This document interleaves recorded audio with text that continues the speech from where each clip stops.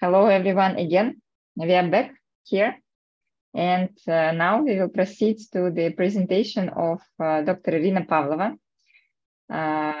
She is the deputy head of the laboratory and also the deputy head of the MASNA program, and also the graduate of our master's program at the same time. And Irina will have a presentation showing how to work in a program which is called VOSviewer, and how to also analyze textual data in this program. So Irina, please. Daria, thank you. Thank you very much. So here we are to continue our journey today. And I think that my session will be a little bit of relaxation today because we had very, very intensive couple of hour-and-a-half sessions before, and after me we will have one more. But nevertheless, since all of them important and we want to tell you a lot about our laboratory and about our program, therefore we try to focus on different aspects, both programs, tools, techniques, domains actual of scientific knowledge. And I prepared my presentation, I would rather say, in the form of lecture, though I'm going also to show you how to work a little bit in the program. But since this program is very specific, I would say that the use of this program requires scientific purpose. And I will show you some projects, how this program was used for those projects. And this program allows to build different networks, but today we will focus only on keywords. That is about networks of keywords co-occurrence, and I will explain you why. First of all, just a little bit, let me tell you about myself. I have a couple of degrees, specialist degrees, that is 5 years degrees in international relations. That was my primary diploma, basically. After that, I completed one more degree in management. So I hold another degree from the economic department from Tomsk State University. And I have a PhD degree or candidate of sciences in Russia, right? So that is similar, something similar, but not exactly the same as PhD, but we consider this as an equivalent to PhD degree. So candidate of sciences, specifically in the area of economics. And I defended my candidate of sciences thesis at the Institute of Siberian branch of the Russian Academy of Sciences. I have industry experience, and I have more than 10 years of teaching experience of different disciplines, both on entrepreneurship, innovation management, and basically macroeconomics. So I taught a lot of them. And you see that here my research interests are very diverse. I start here from innovation and university institutional transformation. That was the primary domain, scientific domain of my candidate thesis, because I try to explore how the university in Russia, how they were transforming under, I would say, 2 last decades. Yes. So which factors influenced and how the institutional environment inside and outside, which factors affected the creation of the modern university, how entrepreneurial universities are right now. And for example, university industry cooperation, that is also very important to shape all sorts of collaborative networks of the universities. I think that for the Russian country, for Russia, this area in terms of the network analysis is a little bit underexplored because university industry cooperation naturally used to be assessed in traditional statistical measures and approaches. And I think that there is quite a significant potential to go and explore how knowledge in Russia is generated, how it is disseminated and used. So the plan for our session today, I am going to talk a little bit about theory, the underlying theory to understand why we need to use VOSviewer as a program. Then we will talk a little bit how to get and where to get data, then the program itself. We will discuss those co-occurrence bibliometric networks, what they are and why we basically need them. And after that, I described here 3 different projects. I think I will start with the easiest ones, project 1 and project 2, and I will show you how those bibliometric networks of co-occurrences may help us to shape our research subject and maybe somehow how it can lead us to form some research hypothesis. Then we will try to work a little bit just to get a glance of at the practical part and the program itself. I have just learned actually that right now this program, it has also this web-based module, but I think it doesn't have the same functionality as the desktop one, the one that you need to download. And if we have some time, I will also talk about project 3.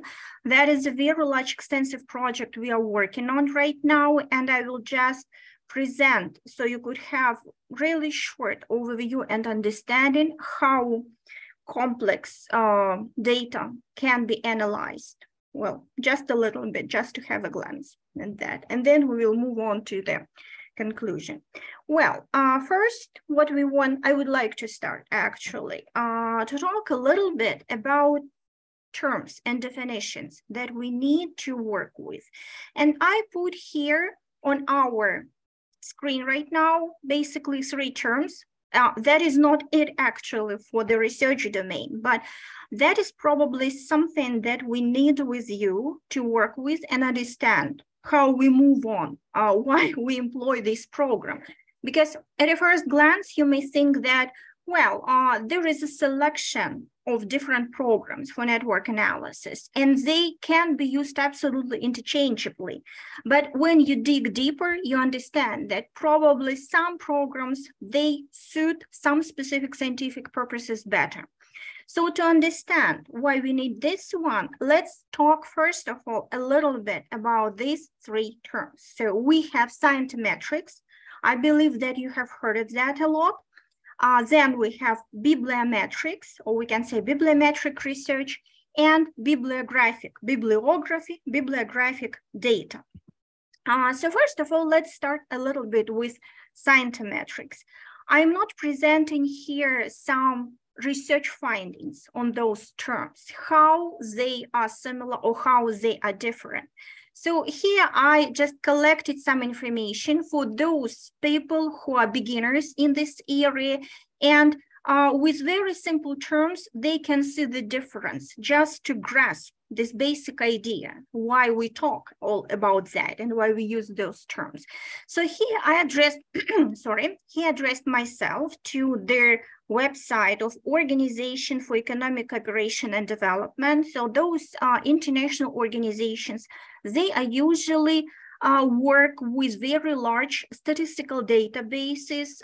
They issue a lot of different manuals and a lot of different reports. They analyze a lot of socioeconomic indicators. And OECD, probably you have heard of this organization because they have different areas they work in, right? So they may have some just typical macroeconomics indicators, and you can find them in their database. And here I refer to so-called STI, Science and Technology Indicators. So that is quite a large section, probably very interesting for those who work with knowledge dissemination, knowledge distribution, knowledge use, how knowledge is generated. And there are many indicators which shape this area. And OECD provides some guidelines on cientometrics and bibliometrics. And for example, here we may see that they rely, this international organization, and that is quite a significant credit, they rely on their definition given by the author in 1997. So they refer, you see the quote here, that cientometrics has been defined as the quantitative study of science, communication and science policy. So this is shaped very broadly, right? If you go to different reports of these or other organizations, you will see quite very solid theory in many reports, because before they proceed to measuring and analyzing performance of some activities, these organizations, they rely on a very solid theoretical base, and that is what we need for the use of this program. So here I'm just looking a little bit ahead when we come to the practical part. So I want to underline here and emphasize the importance of the theory. So here we have this brief definition, right? And we see that they state that this field has evolved over time. So we think about evolution. And from the study of indices for improving information retrieval from peer-reviewed scientific publications, we start calling this domain as bibliometric analysis of science. And we see that this term relates to covering different types of documents and information sources related to science and technology. So we have here a very broad scope. And some of the sources, they may also include different data sets, web pages, and even social media. So these indicators, they are included already in statistical information, which is analyzed by international organizations. And sometimes we may say that this is also S&T, science and technology indicators that allow us to measure somehow STI outcome in this area.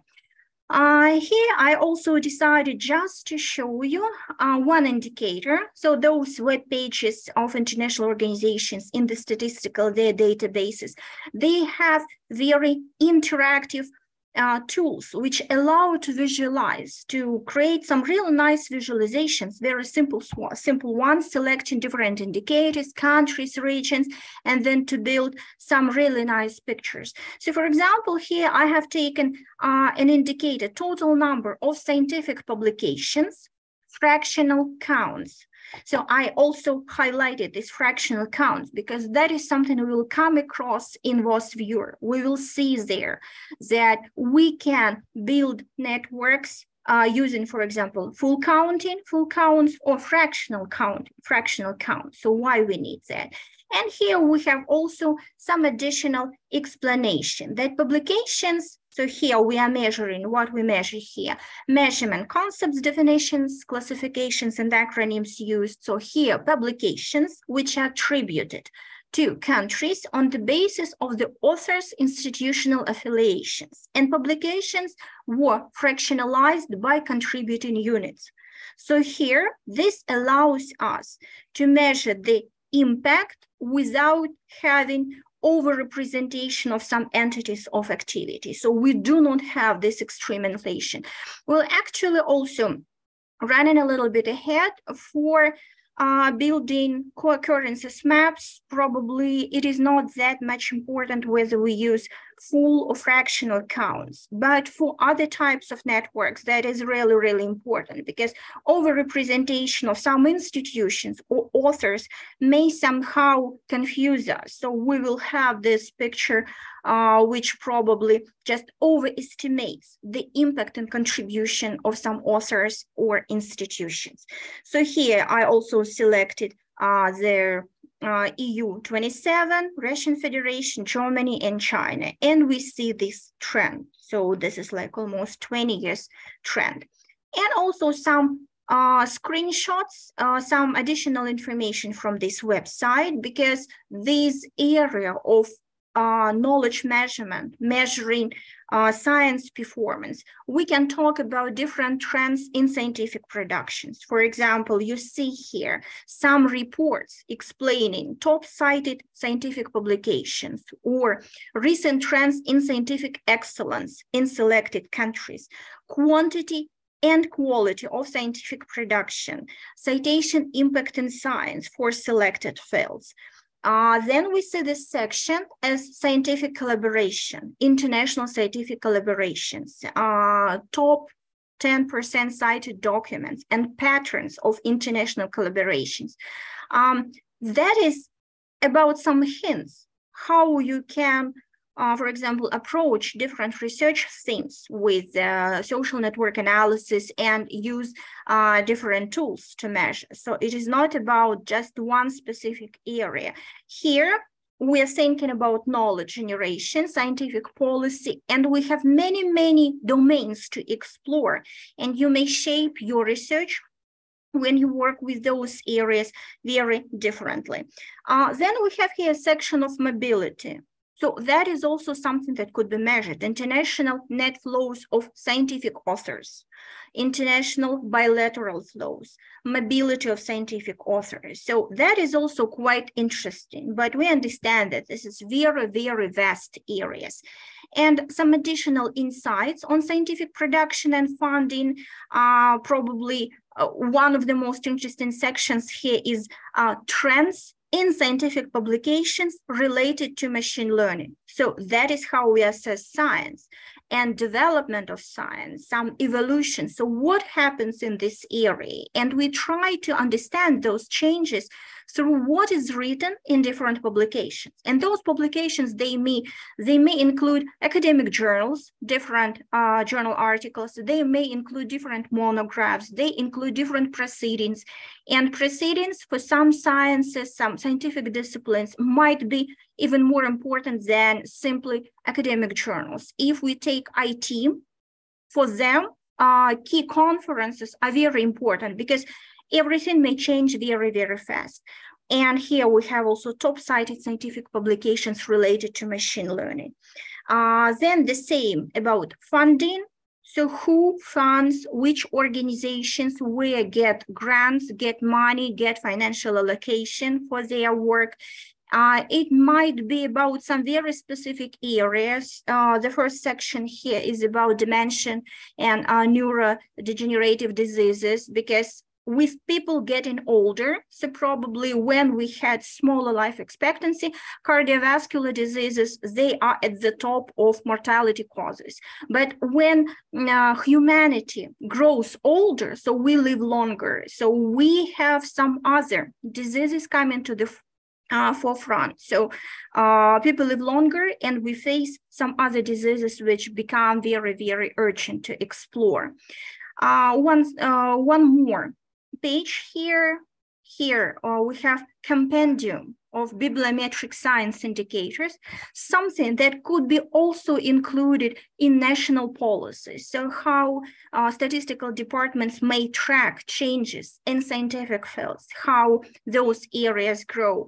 And we have table of contents. I include here also links, but I think if you take the name of the document and you just type in Google, you will find very easily whatever I'm talking about right now. So you can very easily go to OECD webpage and simply type in bibliometrics or cientometrics, and you will get pretty much to the same pages. And one more introductory slide. We have quite very well-known, renowned journals with high impact, which publish the articles in this domain, how we assess the knowledge, the science, evolution, trends, development, and performance. And we see here that different methods and tools may be applied to assess science, right? But in our section today, we are going to talk about network analysis, how we may apply just a little bit for some specific question, how we can measure and what conclusions we may draw. To avoid confusion, once again, I have two more additional slides of this theory. If we refer to bibliometric research, how we try to differentiate it from cientometrics. For example, we may think of bibliometric research as library science, using different mathematical, statistical methods to describe, evaluate, and predict current status of trends in science and technology. We may refer to the term used by Alan Pritchard in 1969 in his paper, Statistical Bibliography or Bibliometrics. And we may refer to cientometrics as quantification of scientific development and the entire process of managing scientific activities worldwide or within a specific country. And I included here a small picture, bibliometrics, cientometrics, and informatics, and how they may overlap, so where they are. You may find some additional terms related to this very large area.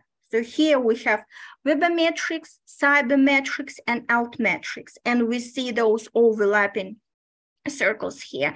Sure, if we work on scientific question, right, we will very specifically indicate which are the criteria for specifying the research domain we are working on. And I included here just a quick abstract from one publication. Are cientometrics, informatics, and bibliometrics different?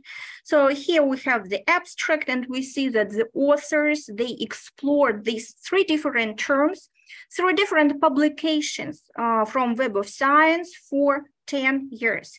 And they finalized their research saying that as a result, right, that these three metrics, they differ in subject background and vary in the degree of utilization and recognition, but they share theories as well as many methods and technologies.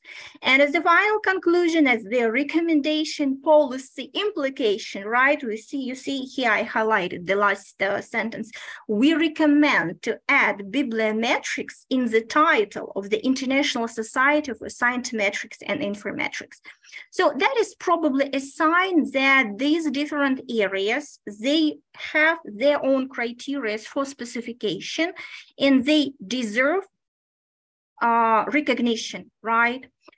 Right now, let's move and talk a little bit about bibliographic data. So we talked about cientometrics, bibliometrics. We may talk about bibliometrics in a narrow sense as library science.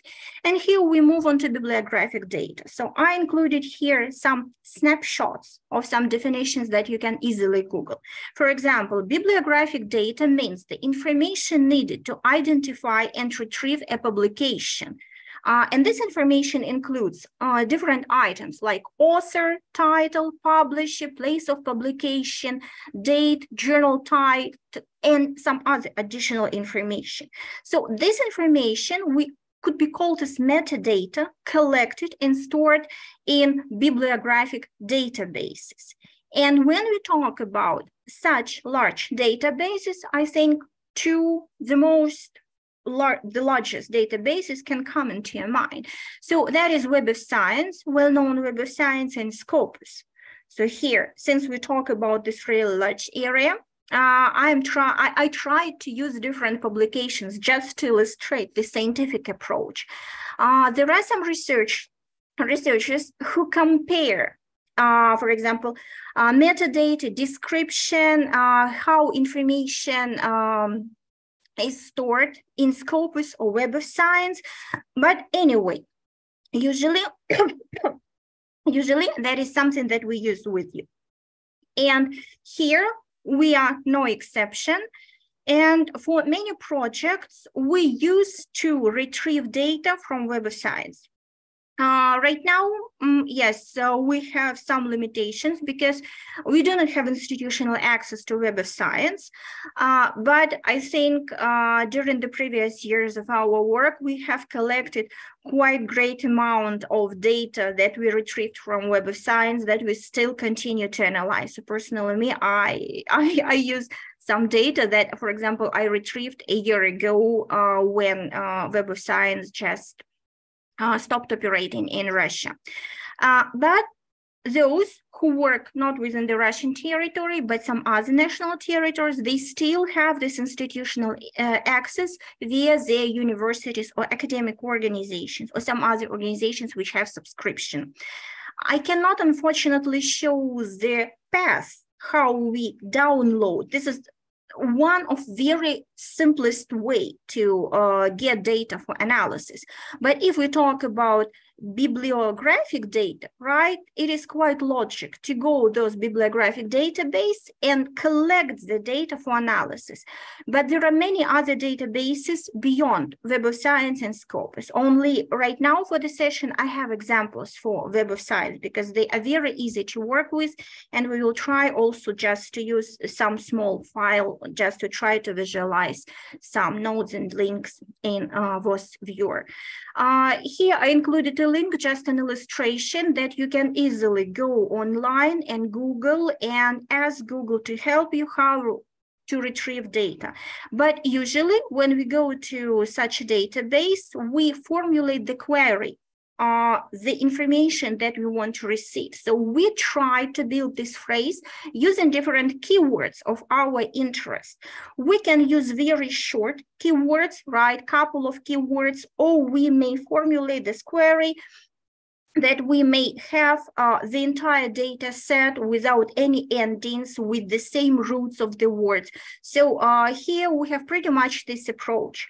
And Web of Science allows us to retrieve this data, to download in files. Early, it was about 500 publications in one file, but later they augmented this number up to 1,000. So it is possible to do that. And also you may select what format you may want to download data. And usually we did full record. So that is all metadata possible, including cited references.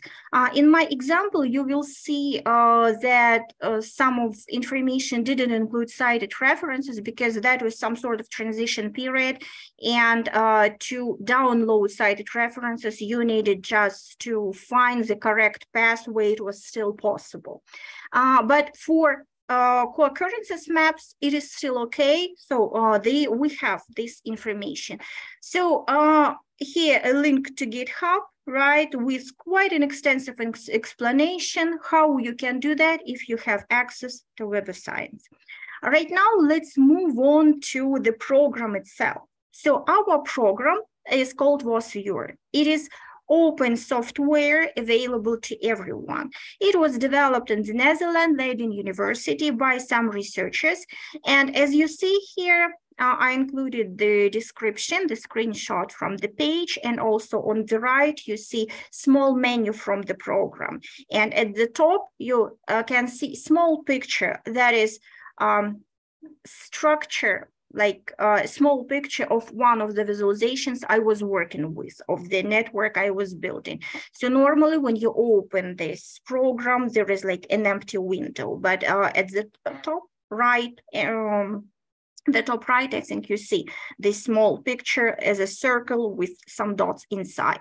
Well, VOSviewer, this is software tool to construct and visualize specifically bibliometric networks. So here we already see that this program is used to work with all sort of knowledge that we can codify, collect, retrieve, and analyze. So these networks that we can build, they may, for instance, include different journals, researchers, different publications, and they can be constructed based on citations, bibliographic coupling, co-citation, or co-authorship relations. So these are different types of networks. So we will look at them a little bit in details. I have some explanations available here. If you go to the website, you will see that this program has quite an extensive functionality, but functionality for specific purposes, right? So in terms of the data, the first column, it is possible to use data retrieved from Web of Science, Scopus, and some other databases, right? This program has some visualization functionality. It allows zooming, scrolling, some overlay visualizations, and allows to download the pictures in different formats and to do the screenshots. It has, according to their authors of the program and developers of the program, it has advanced layout and clustering techniques. And those clustering techniques, they are sort of built in the program. The program allows you to play with different clustering techniques just to shape your clusters. So to do it simultaneously, you have a network and you can simultaneously see different clusters. On the example of co-occurrences maps, we will see those clusters. The program has, according to the developers, right, natural language processing techniques integrated, available. But what is important for us is that this program is very easy to use. So it is very simple to start to work with. For some databases, it is very easy to retrieve data without different complicated procedures, and even without programming skills. If you have some data sets, you can work, use, analyze. But I would say that this program, if we want to get some statistics and compare some statistics across different networks, probably we should employ not this program only, but we should somehow merge different tools and techniques. But for the purpose we're discussing today, it works perfectly fine. And at the bottom, you see, I put it in a circle, that we may create bibliometric networks, different networks, and that is the basic functionality of the program. Well, right now I would suggest to go to the web page. I will switch to the web page, and very briefly I will just navigate through the web page, and probably some of you who are with me right now could, I don't know, maybe download the program and then follow with me while we are going to move along with this program. So we have here explanations, we have the features, highlights, screenshots, and in this section, in this tab, I would like to pay your attention.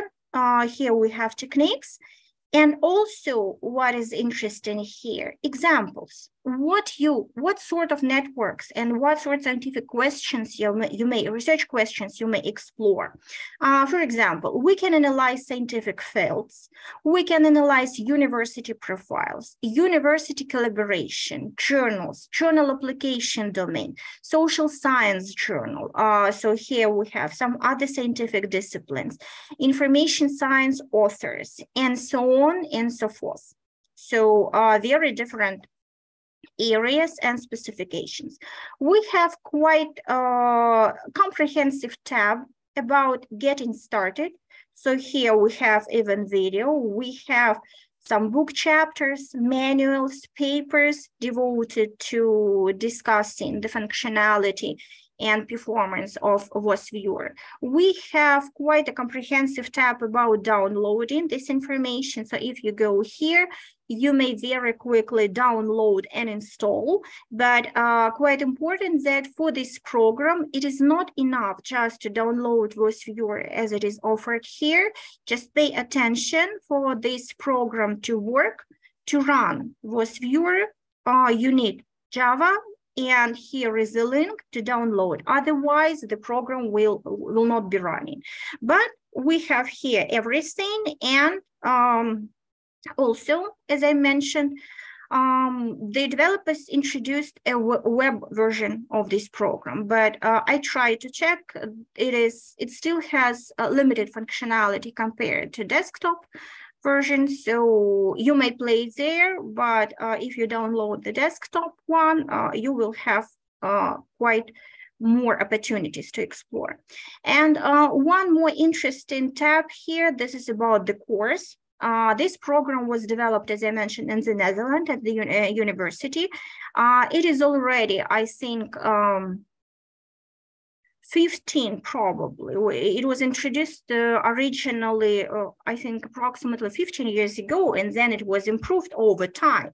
But right now, the university, this center running and supporting this program and improving this program, they also run some courses. And if you go to this tab, you will see that they have, I think, once or twice a year, they have online and offline opportunities to learn about this program. I think that this summer, I checked that they had offline, it seemed they had offline program. But anyway, 4-day program, which is €1,000 plus VAT.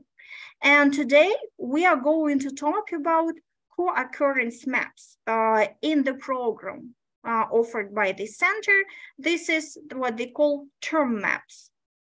So probably if we try to divide by days, we may say that at least our session today is worth 1/4 of this amount. So probably in terms of opportunity cost, you working today with us, you're saving 250 euros. So that is about how to quantify financial gain of this session. Well, the question. Day 3, yes, there's a coincidence on day 3.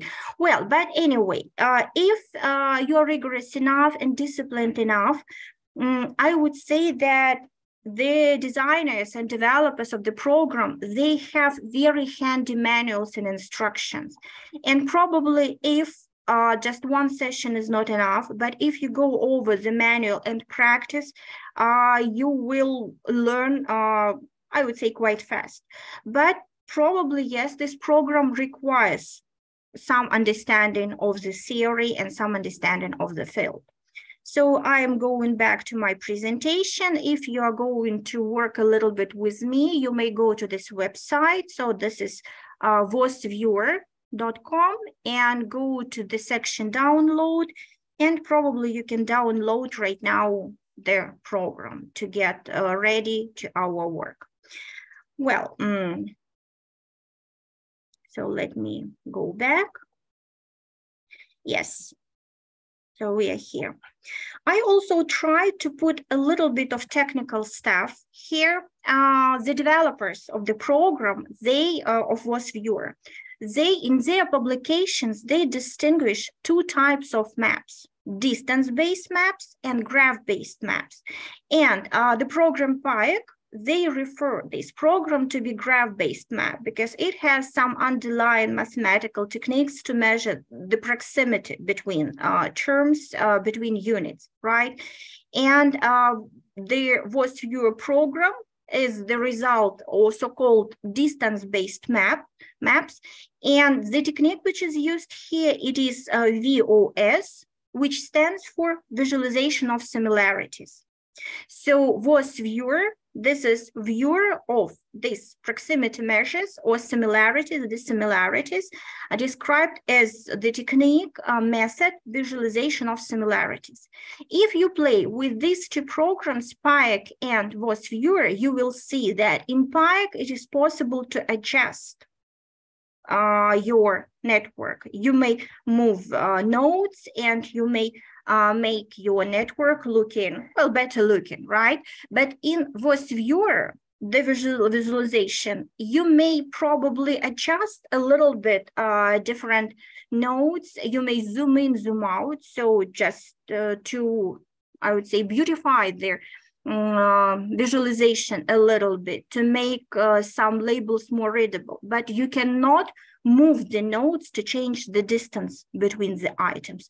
So that is something important, and it is discussed in this journal Cientometrics that I mentioned in the program Software Survey VOSviewer, a computer program for bibliometric mapping. So all this information is available there, yes, and all the, I would say, publications are available on the webpage. This program has quite an extensive manual, very detailed, but if you check the manual, you will not see those terms that we used to during 2 first days. So this program, it is very simple in terms of use, but if you want to interpret some statistics, if you want to interpret some measures, you will see how it is different. But when you download the program, so the zip file, this manual is included inside the zip file. So it is quite extensive, almost 100 pages, and it has answers to, yes, all your questions. Yes, so didn't know, visualization of similarities. So that is their basic technique, which is used for these proximity measures. So to build the network. So that is why it is called this way. Yes, quite a surprise. Actually, some mathematical foundation is integrated in the name of the program. When we go in the program, we will see a very friendly interface. So we will see those windows, how to create a map, how to choose data source. I will open the program and we will look with you together. We will try to work with you with creating a map based on bibliographic data. So on the left, you see this map, the second option. Choose this option to create a co-authorship, keyword co-occurrence, citation, bibliographic coupling, and so on. And then when you move on, you just choose read data from bibliographic database file. So very easy.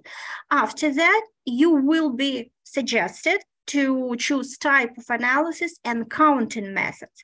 And here you see that type of analysis includes all sorts of bibliometric networks: co-authorship, co-occurrence, citation, bibliographic coupling, co-citation. And on the right, I just put this box with some explanation what those terms, networks, mean. And on the left, you see that co-authorship and co-occurrence, I have that in black, the font, but three other types of networks, they are in gray font. That is because the file that was visualized during the time when I was taking the screenshots just didn't have the bibliography, so didn't have the cited references downloaded from VOS, from Web of Science.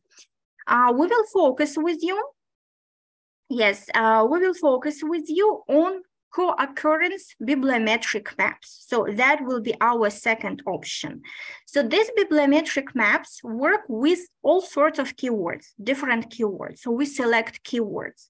And keywords usually, they are very nice signs of what is written about in a specific publication.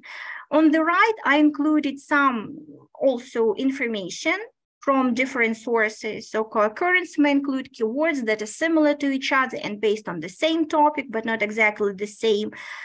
So how we construct this keyword. So here we talk about keywords in different publications. We assume their co-occurrence in co-presence, that they are present in different publications. For example, as quite a nice example that I liked, peanut and butter, jelly and sandwich. So those words co-occur together, because usually if it is this sort of sandwich, naturally these words to describe the sandwich go together. Well, and where we find our keywords, here just a screenshot of the top of the academic publication, the authors of the VOSviewer program, and we see the keywords that can be found in the name of the publication, abstract, and the section that we use as keywords. But unfortunately on this screenshot, this keyword section is not included. And just today, our Telegram channel had a very nice publication about the importance to write a really good abstract, because good abstracts for publication, they may result in a publication in a better journal with a higher impact factor. So when we work on this section, we understand that the title of our publication has to reflect our basic idea, the research question that we wanted to answer, and the abstract has to capture our results. So we talk about the importance of the topic, we try to talk a little bit about the methodology, and also we try to talk about our results. So all that is included in these sections, and we assume that if these sections are written well, they reflect the essence of the publication in a very good way. Well, right now, I will just show you a couple of examples from the projects before we move on with you to our short practice. So the practice will not be big because the retrieval of data depends on the type of the project you're working with. So we do not have a lot of test samples, data sets here. So I will try to show you some example based on my research and some projects. So I called the first project Happiness and Old Persons. So actually how happiness, how we can measure, how we can assess happiness of old persons. Is it the same as younger generation or youth or middle-aged people? And for this project, actually, the basic methodology, it is specifying the determinants of happiness with old persons. So the methodology to work on this project, it is not network analysis. So I would say that that is about just applied statistics, rather applied statistics, building different regressions and moving on to structural regression modeling. But I used this building co-occurrence maps, trying to identify the domain, the keywords that I may pay attention to, especially if we start working with the literature and we try to build the conceptual framework for our research. It is very difficult just to go, well, how we start. We take some keywords, we try to Google, we find some publications, we look at their references, we look at the connected, related publications, and so on. And building co-occurrence maps actually helps us in our systematic literature review, because it may give us some hints which are the core occurring words, keywords we may explore just to expand and make our literature review and then our research framework quite a nice one. So here I have this picture. This is visualization. I retrieved here the data set happiness plus old person. So here you see that this is over 2,000 publications, and those words co-occurred, they structure very well in 6 different clusters. But I should say here in the first place that working with VOSviewer may require different approaches to pre-process data. Maybe to build co-occurrence maps, you may work with raw data that you retrieve, but not always. Sometimes, yes, to give just a basic idea, if you're not going to publish that, just to give you some idea, you may work. But otherwise, you need to clean your data somehow. For example, here I asked to specify happiness of old persons, how these terms are connected. And what I found that with the happiness, there are many other interconnected terms, which may look very similar. Happiness, quality of life, well-being, subjective well-being, life satisfaction. But what we can definitely say is that health, we see here on the right, health, like really large node. Health is very important for people in old age to be happy. So if you are healthy, probably you will be happier. Then I try to think about different moderating effects of happiness with old people. And we introduced here such a term as self-efficacy. So some internal trait that may have some moderating effect on happiness with old people. And we also see here different clusters. Probably this is the selection without old persons, just self-efficacy and happiness, but we see this connection, right? We see different clusters, different terms related to specific clusters, and we may conclude that probably to be happy, a person should be somehow self-efficient. So this term self-efficacy, which is applied at the individual level. And yes, here I have only the last screenshot from this project, self-efficacy and old persons. So a smaller data set of publications, but what we can see from these maps, strong attribution to health, physical activity, exercise, and health risk factors. So overall, probably if we want to build some model specifying happiness of people at the old age, we need to consider different related terms and try to distinguish happiness and life satisfaction and well-being, because in terms of research, these are completely different terms. And we should pay attention to some health factors that can definitely affect significantly happiness of people at old age. Then another project, also as an illustration, HealthCapital. So HealthCapital. I try to put together publications for health and capital.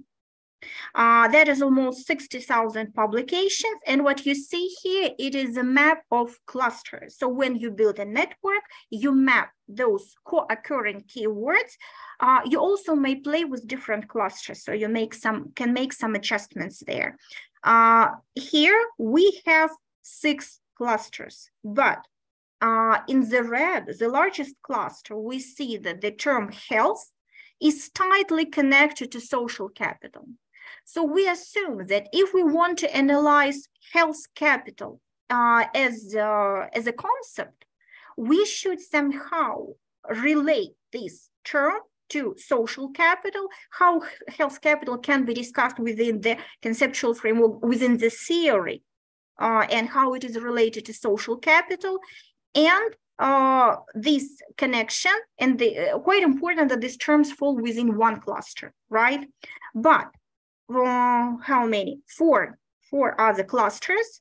They specify, they specify some different health domains, maybe some clinical experience, some clinical research, some diseases, because the blue cluster, it is about mortality, risk, prevalence, obesity, overweight, BMI index, cardiovascular diseases. So we see how those words are connected and how they fall in one cluster. So this is one group of probably health factors that we should look at. Then we have the green cluster, and there is disease, survival, expression, prognosis, inflammation, cancer, survival, and some other terms related to that. Then we have the yellow cluster, and one of the largest node there, it is depression. So alcohol, depression, depressive symptoms, quality of life, disability, suicide, and some psychometric properties. So that is about mental health. So even here, at a first glance, we may consider different areas when we explore the diseases.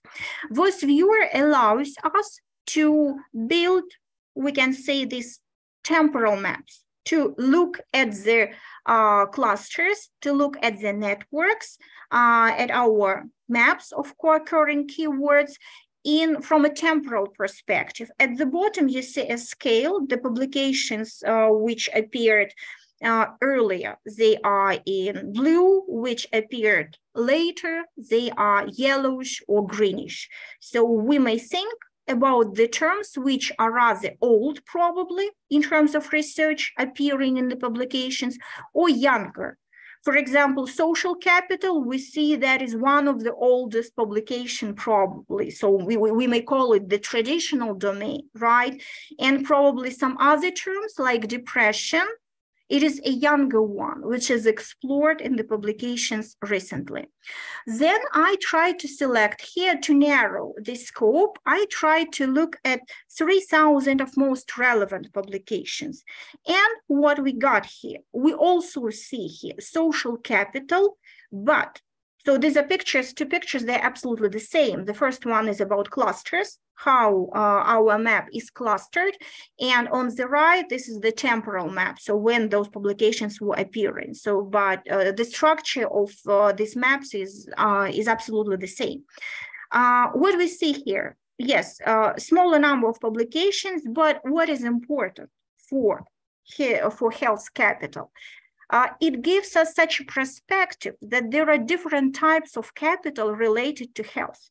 So I'm trying to show you right now this path of an investigator, of a researcher who is trying to make this conceptual framework for the research.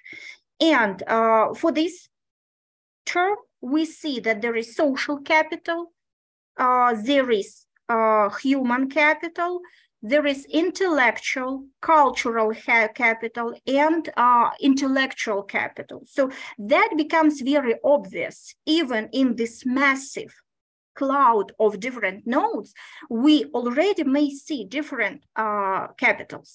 And what it leads us, so here probably I will give you the summary. So when we think about HealthCapital, this is like the result already, because when you start working with that, it is not what you come directly, right? So you need to analyze a little bit this domain, do literature review, but all this leads us that HealthCapital, it is a very complex term. It can be analyzed with the angle from a perspective of sociology, thinking about social capital. And I would say this is like wider approach to analyze health capital as a part of social capital. And there is another approach, so-called economic approach. We can call it a narrow one. That is more about the term of human capital developed by Becker, or so-called Grossman model, when we try to analyze health in terms of investment in health, and then output and implication. So this is a purely economic perspective. So you invest something in some sort of activity or a concept, and you expect some payoff, or you expect some return on your investment. So for example, this very brief overview gives us two different perspectives. The sociological one and economic one. And it is up to us what to come to with this analysis. When we build those maps, probably you may see, well, this was already clean data, but if we try to look at larger maps, we may find that there are absolutely the same terms, but they're written differently. And here we need to do some data cleaning, right? If we want to merge some nodes which have the same labels.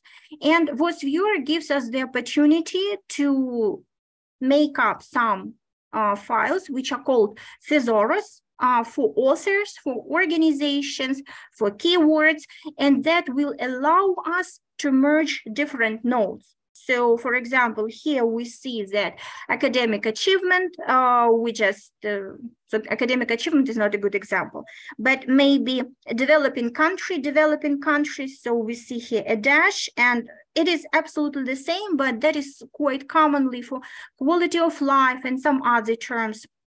You may find those terms with spaces or with some dashes inside. And they interpreted by the program as different terms, but we know with you that it is about the same terms and we need to merge them. For example, economic development at the bottom. So here I included a screenshot of very simple. So this is a very simple approach. You just make a text file, you put a label, initial label, which is used for the map, and then you put the name replaced by the label that you want to use. So if you have a very short list, I would say, so you can do it manually. But if you have quite an extensive data set to analyze, probably manual work will not work. And you will need some automated solution to do that. So that is about some additional skills needed to do that. But building keywords, co-occurrence maps using probably, if once again, if you're not planning to make this a scientific publication, with nice pictures and really nice analysis, probably for your internal work, it will be quite sufficient. Well, right now, I would like just to show you a little bit how to work in the program. So what I will do, I need to switch to another laptop where I have this program installed, because this computer, this laptop I'm working from, this is a laboratory computer, and I do not have administrator's right, and I cannot install Java here. So I'm going to switch to this program at my home, my personal computer. And in the chat, I will send you the file. Let me send you the file.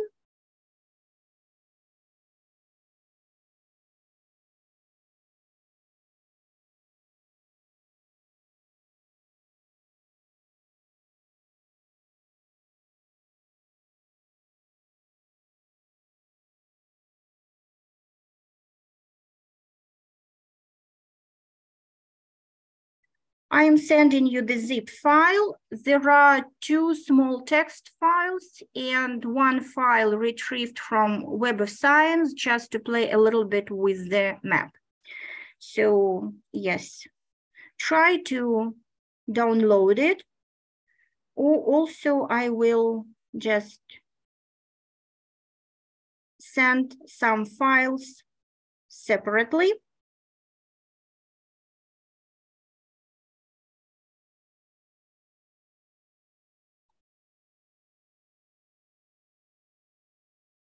So actually what we need 3 files.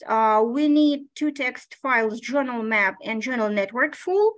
For you just to show those are sample files which are downloaded in the folder when you install the program. And I will show you something more interesting as SE, that is self-efficacy, and happiness, that is a small file retrieved from Web of Science database. Well, I need a couple more minutes to switch to another computer.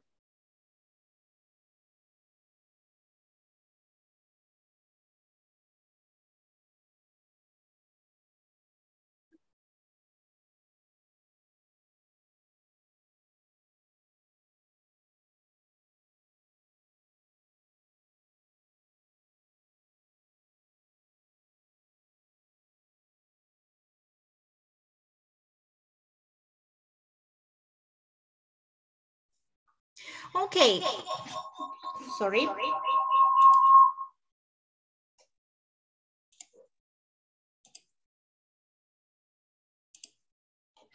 So this is, let's do the sound check. So do you hear me now? Yes? Just some signs. Okay. So great. So let's right now you see their program itself. Well, actually, if you are not working in parallel with me, you can watch this recording after that when you download everything and when you install everything, and Java will be available, and play with these files. So what I will try to show you initially. So what we have here, we have the major environment where we have all the visualization. We have some tabs here, network visualization, overlay visualization, and density visualization. And then we have some additional panels to work with on the left and on the right. So let's try in parallel with me. So if you're working together with me, just to open something and build from the beginning. So first, let's do a map from a network data from the sample suggested by the program itself. We go here to the program, we press create, or you can do also open. It doesn't really matter because those networks, they are already prepared, but we'll do the create. And here you choose create a map based on network data. So then I proceed, and we have here their window suggesting us to select files. So actually I have files already selected here. Where VOSviewer map file optional, you click here and choose journal map txt, and VOSviewer network file required, journal network full txt, and then we proceed. So the program says that those files which were prepared before, they already contain coordinates, but do we want to use them, or we want to calculate new ones? So we want to use them. And also these maps, they already contain clusters calculated before, how they are, and we are okay with that. So yes, we want them. After that, and there is an opportunity here to create a map choosing a specific threshold. For these maps, it is not necessary. Here we have just 232 items. We include all of them. So we set this selection to 0 and next. Then we have this window where we see select item. And what we see, we have items selected. So we can here check or uncheck. And the item is something similar to short names or labels of different journals. And we have the last column, total link strength. That is actually the statistic which is calculated. So total link strength, that is the statistic measuring the proximity between items. And we press finish. Yes, so actually, yes, I had this tab open, but if you open for the first time, you will have this first tab available. So network visualization. What we see here, we see that there are different clusters. So we have a network which is already clustered. And we see that there are 5 clusters. Actually, if you go here to the item tab on the left, you see the entire data set of 200 plus items. And in the brackets, you see that the system automatically calculated for you and visualized 5 clusters. Then you have the description of all those clusters. Then it is also possible to work a little bit with some parameters. But overall, if we look at this map, what we can do here? Well, actually, we see that it is quite a fancy one, but 5 different colors. If we go to other tabs, overlay visualization, we see some interesting key or legend, and this says that the colors here are distributed according to journal impact, and the weights I used are citation. So we can choose here total link strength. It will be modified a little bit. And also we have one more tab, which is density visualization. But I would like to come back here and look at this environment. We may here also work with the labels. We can increase size of the labels. We can choose them as frames. We can select different fonts. We can just make the lines grayish instead of colored lines. We may make them straight lines instead of curved lines, and also we can work with the color. So here we have many parameters predetermined. I like circles here, and it is also possible zoom in, zoom out. So that is one of the features. So if you zoom in, you may look and explore some clusters in details. But overall, if we have those 5 clusters, what sort of information do we have from here, like 5 clusters? Quite difficult to interpret. This is a sample data set. We don't have too many sample data sets here, but these journals, maybe they are clustered according to their research areas, research domain. Probably this blue cluster, we have here management, international journal of some sort of production economy, probably operational research. So probably this blue cluster about this type of network. The red one here, I assume, I would suggest that is about economics, just pure economics journal, or like public economy, something related to that. The purple one, probably that is about finances and accounting. So if we check them, well, quite obvious. Green one, that is probably about management. And the yellow, it seems that it is probably marketing. Markets research, marketing research. So this is their sample data set which is given. You can play with that. You may, for example, just upload one file and you will see that you will not have labels, or you will have nodes only. You can just the first or the second file. If you open those TXT files, you will see how data is structured in those TXT files. Let it be your homework. Let's do right now something a little bit more interesting and a little bit more comprehensive, probably making sense actually, because this data set for me, has no theoretical or methodological meaning, absolutely.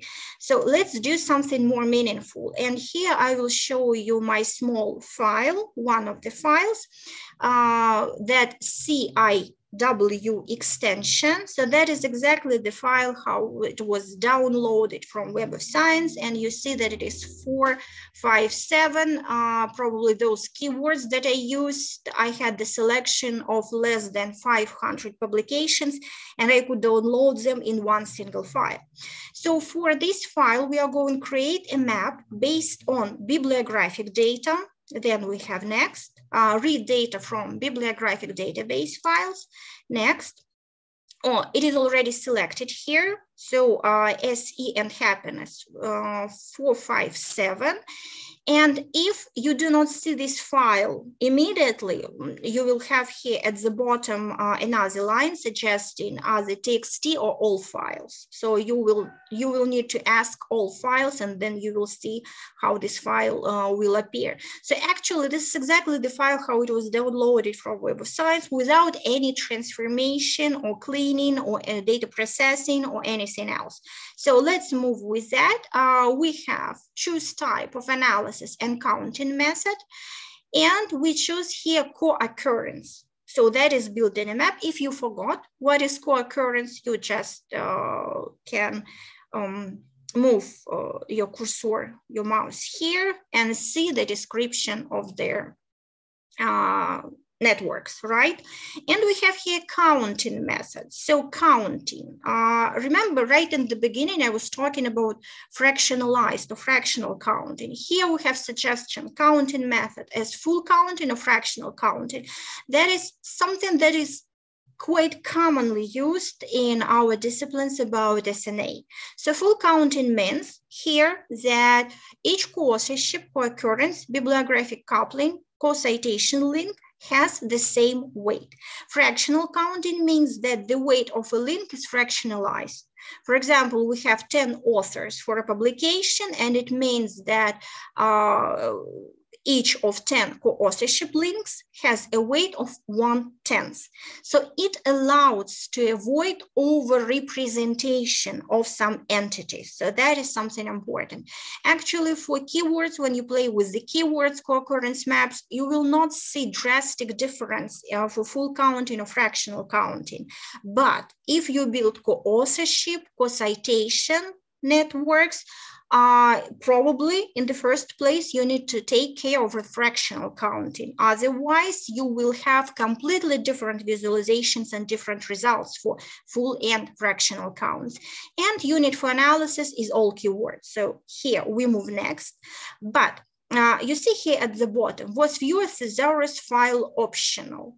If you create such a text file with a thesaurus, where you would like to merge some notes, you just select this TXT file. It is very simple. It is built like into columns, but the first column is the original label. Then you put tab, and then you put the term that you're planning to replace with your original term. We do not have any thesaurus ready. We just press next. And we are suggested to choose threshold for our co-occurrence map. So probably in this situation, we need to see to think about setting this threshold. By default, we are suggested to set this threshold as 5. So this is the minimum of the keywords that should appear, right? And we set the description that out of 2,000 plus keywords, the threshold is met only by 172. Well, actually, it is also possible to play with this number to check different visualizations and decide which is more convenient for you. But if we, for example, for this visualization choose 0, the map actually will be quite messy and difficult to read. Therefore, probably the desired threshold is a little bit higher than 0. Then choose number of keywords. We move next. We get this window with the keywords. the list of keywords, occurrences, and the statistics calculated as total link strength. Well, actually, if you save the document with the TXT files after you build the map, so when you're interested not only in the map, the network itself, for the purpose of having quite a nice comprehensive picture, in those TXT files, you will have this statistics saved. So here we finish and we get one of those pictures I was showing you during the presentation. So we can play also with overlay visualization. We may look at the density and we see clusters. So if we zoom in a little bit, we may explore.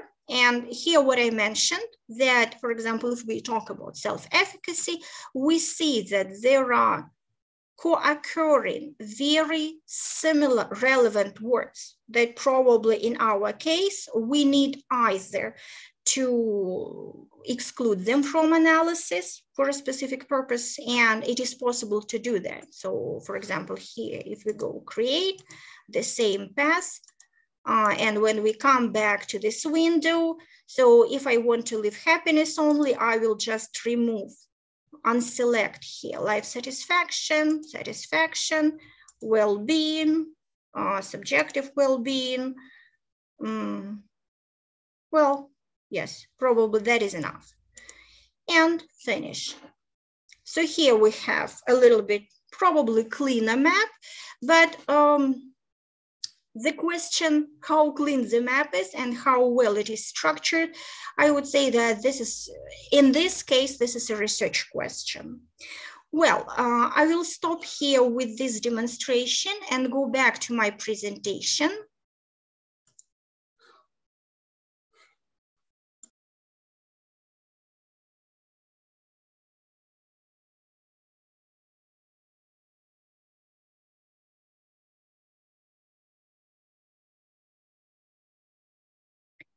Let's check the sound once again. Can you hear me? Yes?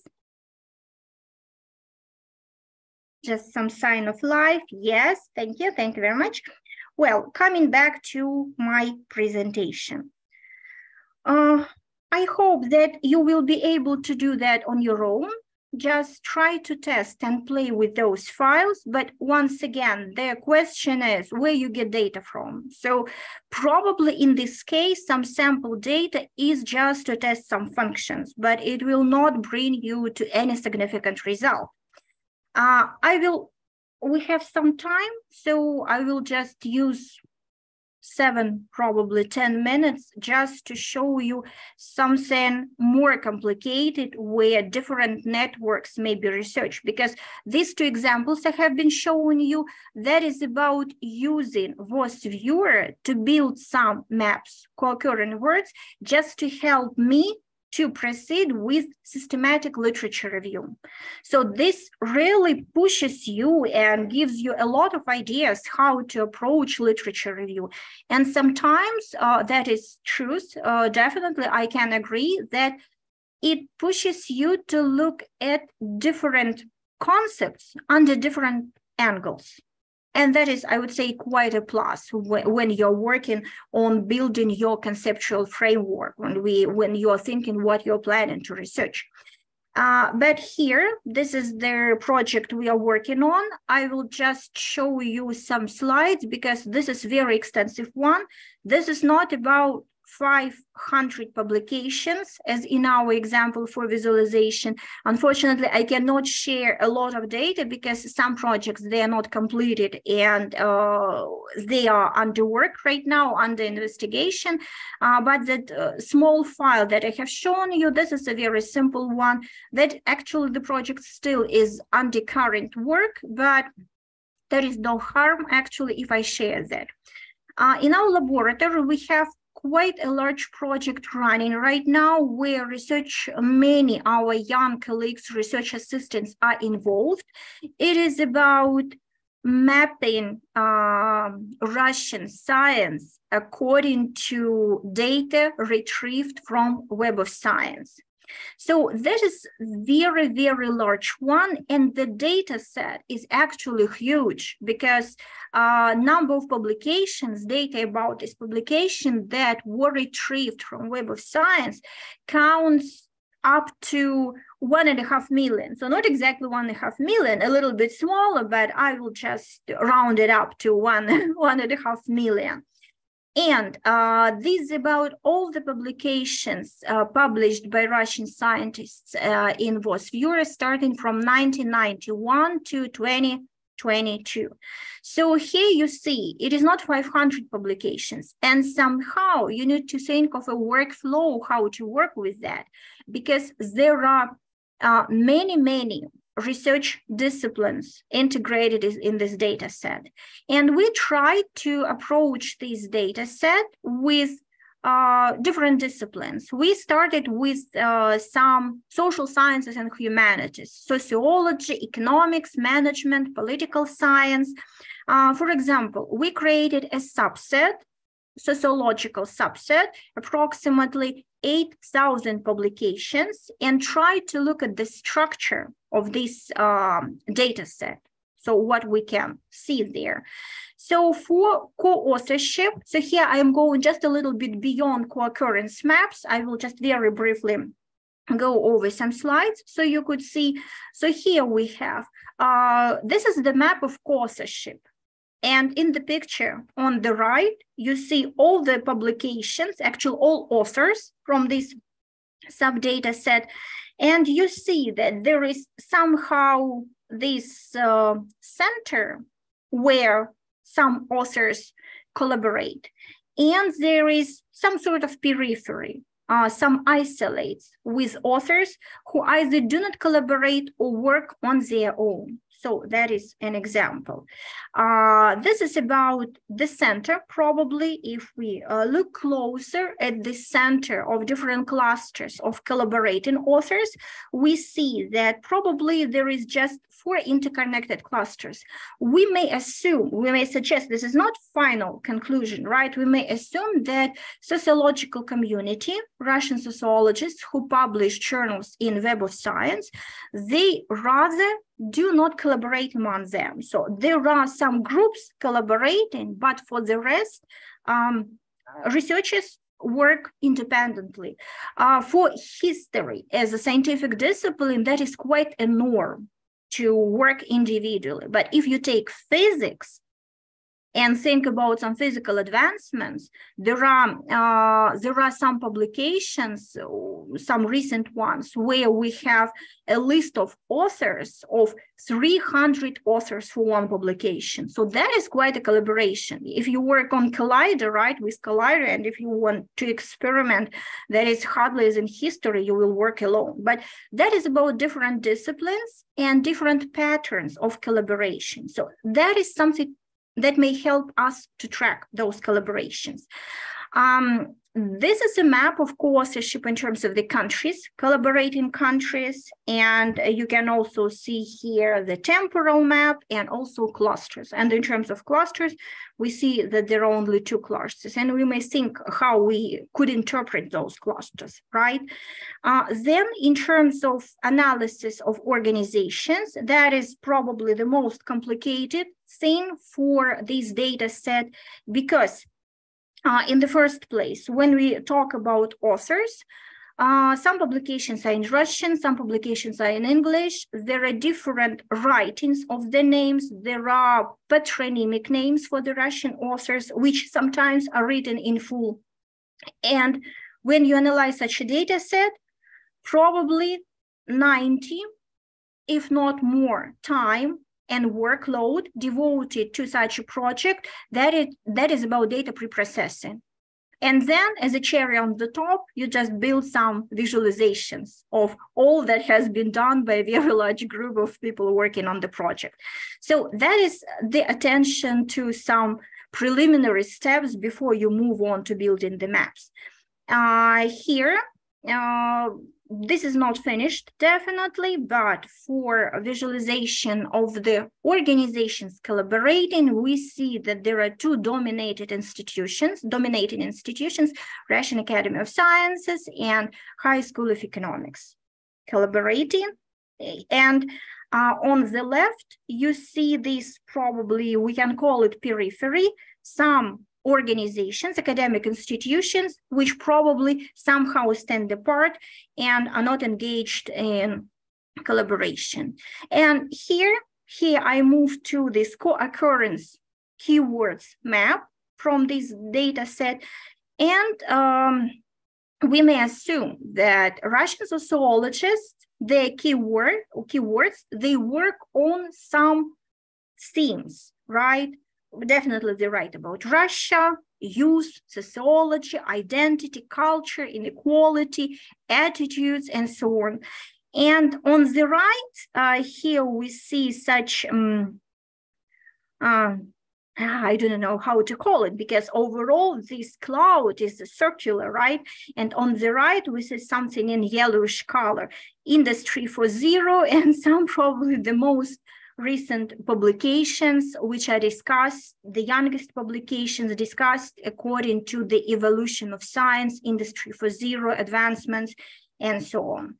So that is about also if we set a threshold to 15 words, so here we see 15 words, we have 6 clusters. And that is more comprehensive in terms of explanatory power, right? We have Russia as the blue node, then we have sociology, culture, globalization, then the green one, youth, identity, children, adaptation, personality, then the blue one, the bluish, dark blue, family, gender, students, the yellow, health, happiness, determinants, trends, quality of life, social capital, society. So that gives us some sort of idea how we work with those maps. I think that we are almost done here. Just as a brief summary. So this program, which we use for bibliometric analysis, it is very simple in terms of work. And even if a person has no previous experience in working with such tools, if you collect data, well, in a necessary format, because, well, as I mentioned right now, VOSviewer right now, VOS Web of Science is not available for us, but there are some other sources that could be used. This program has a lot of guidelines, instructions, and video instructions, and that school, which is planned for January for €1,000 plus VAT, may be easily, can be easily overcome by diligent and curious personalities who may work independently and who know how to read literature and who are not not afraid of different hurdles. Yes, here we build some maps. I have to say that this program is compatible with other programs because you can save files and, for example, do some operations in PyEC and then build some visualizations in VOSviewer. But here, just a word of caution, if different algorithms are used to measure for proximity measure, for these measures of similarity, then probably the results could be very hard to interpret. And my final remark, I have 3 more minutes. My final remark is that where in our master program we can use, first of all, gain those skills and use those skills. So here you see the structure of our study plan, a very comprehensive one. So I would say that VOSviewer as a program, it is not studied separately within a specific discipline, but it is recommended for use in research seminars, especially the research seminar according to our academic track, which is called Computational, Social, and Network Sciences. I think this program is recommended for building bibliometric maps, doing this bibliographic research. It is recommended to use this program and PyEC together with VOS to PyEC to build such networks. So that is something that our students do, and definitely it is in the different projects, project seminars, and in their term papers and master thesis, because these are the tools. So VOSviewer, this is such a program which helps you to visualize the scientific field, the domain, scientific domain which you probably research. And here I think I will finish. Yes, I am done. The question, can Python R be used instead? You mean for visualization? So we had the session how to build networks yesterday with R. It is possible to do that definitely. Quite commonly, for example, when students want to visualize some networks, they pre-process data with Python, and then they just build visualizations and some other programs. So yes, it is possible. Actually, you can use any tool you want to, but you should test them, first of all, because probably some tools, software, they are more suitable for specific purposes, for some specific purposes. Yes.